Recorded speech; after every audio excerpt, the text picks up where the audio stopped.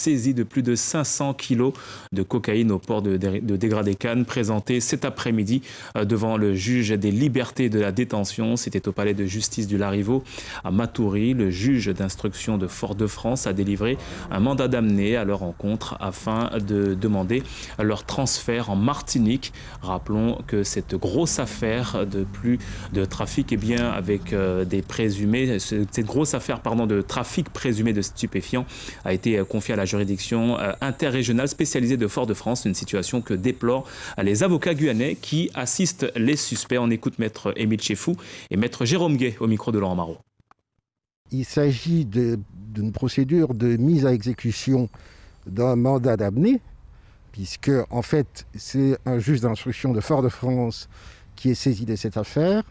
Et comme on est à plus de 200 km de son siège, on est obligé de passer par un mandat d'amener dont est chargé le JLD, le juge des libertés de la détention de Cayenne. Donc là, on vient d'enregistrer l'identité et un certain nombre de coordonnées de nos clients. Et puis après, la procédure va aller en Martinique et on verra ce qu'il en est.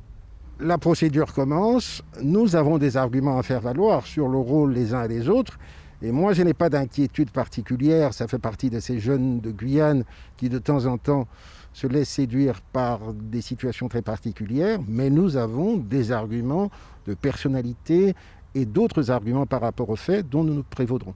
Il a été posé la question à mon client de savoir s'il acceptait d'être transféré.